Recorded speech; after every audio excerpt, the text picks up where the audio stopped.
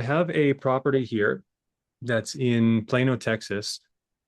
They are going through a divorce, and it seems like it's pretty nasty right now. So there's a bit of lack of communication. So they're asking 420. They want to sell it quickly. They're waiting until April 20th to get a bunch of offers and accept the best offer. They have a HELOC on it. She says it's worth 60 to 70,000, but it sounds like she doesn't know fully because her husband hasn't told her. But they would prefer an all cash deal. They need to pay off the mortgage. They want to pay off the HELOC and their personal debt that they have. But the lender that they have, they are not open to subject to. So I suggested a Uh, straight up seller the care. so the lenders don't know that they changed owners until they actually do. But a lot of lenders, they don't even care as long as the payments are made. So they don't want to do subject to.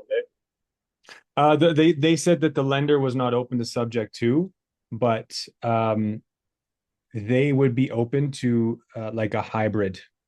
She mentioned they need cash to pay off the debts and things like that. I think they're in arrears. So that's one thing that you have to request is the bank statements. I know it may sound a little crazy, but it's literally to help everybody out. Like you have to be able to see the numbers so that you're able to give a realistic offer. And Okay. without knowing that, you cannot run numbers. You don't know what numbers to input. So if you have a bank statement, the most updated, you're able to see whether you can make a deal or not. Okay. And on that bank statement, what exactly do you need? So it's just going to show the outstanding balance, how many payments they're in arrear, what's outstanding, and their interest rate. Okay. Do you know what the rate is? 2.9. That's a decent rate. Yep. So with the mortgage statement, we'll be able to confirm that. Why this is a good deal to you? Well, they are extremely motivated. There is definitely distress. There's emotional distress as well. The rate is good if we are going to take over the loan. And I've developed some rapport with.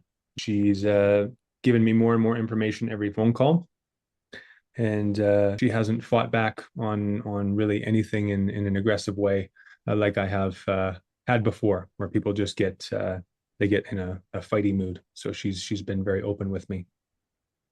So what you're saying is just positive stuff about a conversation.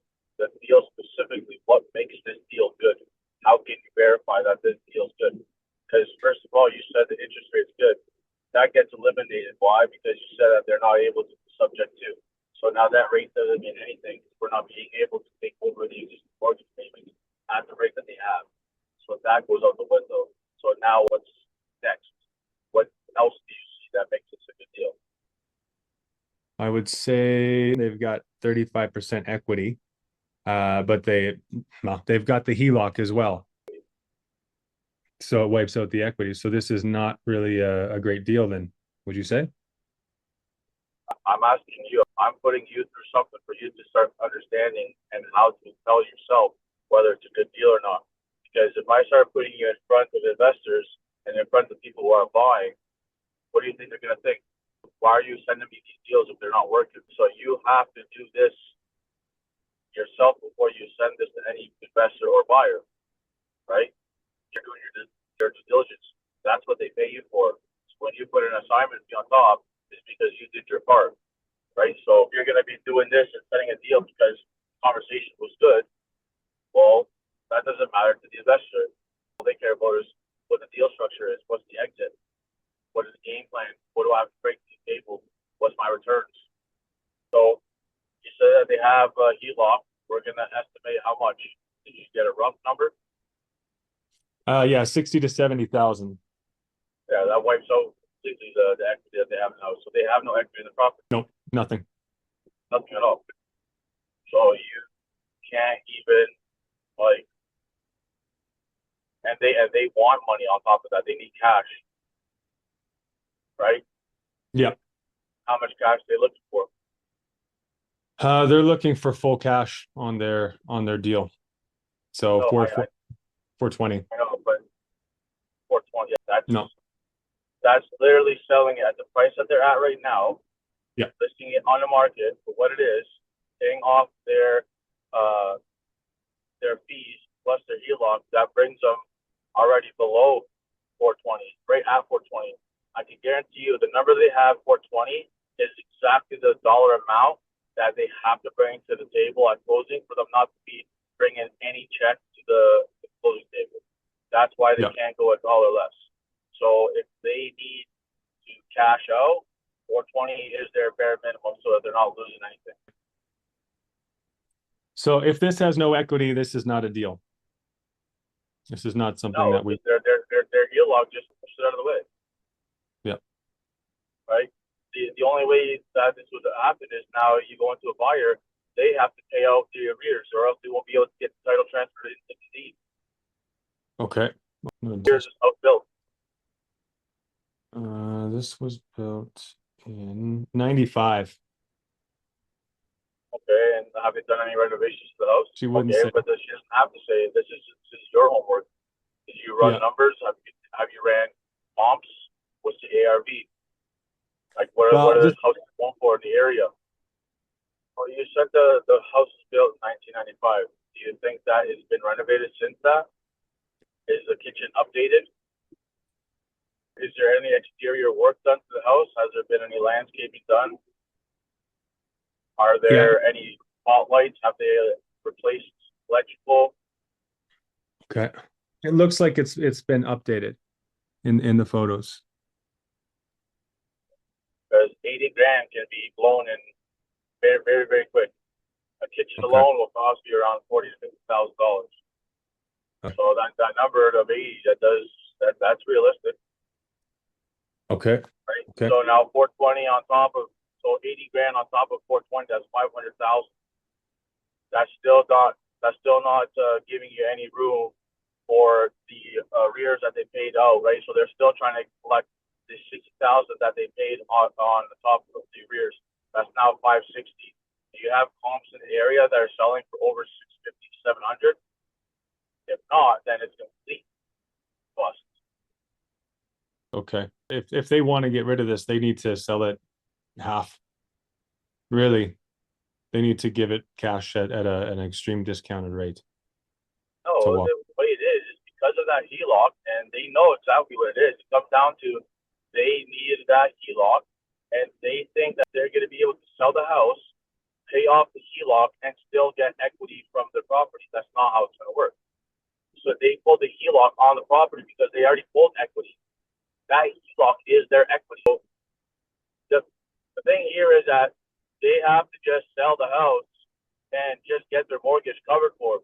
We can maybe put 10, 20 grand in their pocket at closing. That's about it. Okay. Right? So that's why you have to get the mortgage statement. The mortgage statement will tell you exactly up to date what is remaining on their mortgage. So if their mortgage is probably like, let's say 350, then we say we will pay the remaining 350 cash so that they're able to close property. We cover all of their arrears, so that's all paid up to par, and they don't have to bring a check at closing, and then we can potentially maybe, I haven't ran the numbers, put some money in their pocket. And like this, they start fresh. The last thing they want is to have a divorce, still with the property on their name, walking away. One of them will eventually claim for bankruptcy because they don't care anymore, and it'll just ruin both of their credits. Right. It'll get messy. Okay, so I'll go to her and ask her for the mortgage statement. And if she's not willing to give that to me, then I just have to say, I'm sorry, I can't do anything. That's what it is. You're trying to help them. They need you. Yeah. That's what it comes down to. And if they figure out that they have nowhere else to go, and if they want help, they need to work with you on this. That's it. You're asking for something that you need. You're not able to give them a number without knowing the mortgage statement. Regarding focusing my attention, so I'm in the Dallas area, and I'm looking for cash deals. I'm looking for fix and flips. I'm also looking for your high equity stuff. So I see a lot of those deals, 80% equity, 100% equity, etc. But I'm curious about how to go about figuring out these numbers fully. I don't have an issue talking about creative finance in a way, but when they start asking very detailed questions about what I can and cannot do, I kind of start to flub my speech. But the thing is if they're asking questions, what does that tell you? They have interest. They're So interested. all you need to do is set up an appointment. Say, unfortunately, I'm not able to answer these questions, or I'm not able to. I don't want to give you guys false information. I'm new. I'm just doing acquisitions right now, and I'm just trying to see if I'm able to put this in front of my partner or a buyer who I'm working for. And I just feel like this meets their requirements. But if you have questions and I'm not able to answer them, I would like to set up a call so that you guys are able to ask him, and I'm sure he can help you out. If you have Okay. someone, who's a seller, that asks you questions and they're not hanging up on you, they're interested. I already told you guys, Prop Wire is free. Prop Wire gives you everything that pulls comps and all. You Okay. even have the filters on there to filter everything out. Okay. Regarding your buy box specifically, what am I looking for? Is there a max? Texas, is there a max amount that you guys are looking No, to? No? no, it's 70% rule. I already told you for the fix and flips.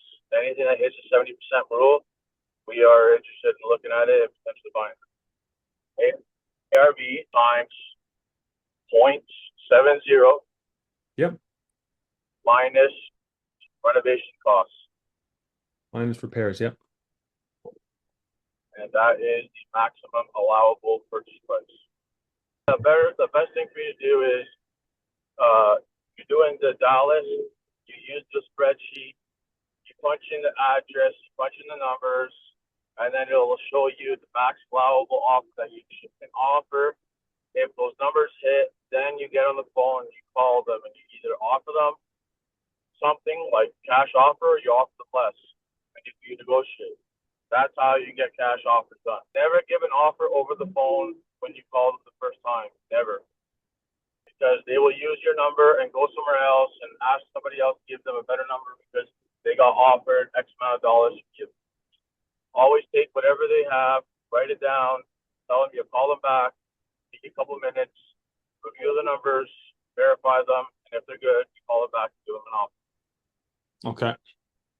Before I send this deal to you, I would still need to have the mortgage statement regardless. That's like a non-negotiable, even if the numbers Yeah. look fine. No, the mortgage statements are only for properties that are not cash. The cash doesn't matter what the mortgage is.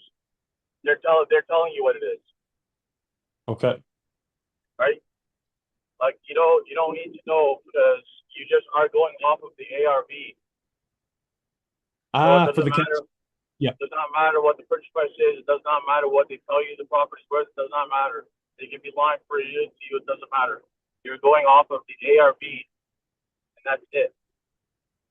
Yep. The mortgage statements are only for ones that you're taking over, subject to, and things like that. Okay.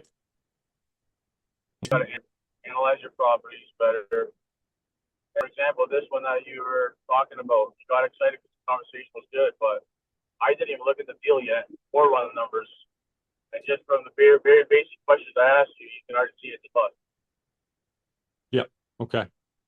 Right? So, but you can use that call as practice, right? So if you already have a Sure. relationship, you can always call them back and you can still have conversations with them because all that's doing is just helping you out, giving you practice.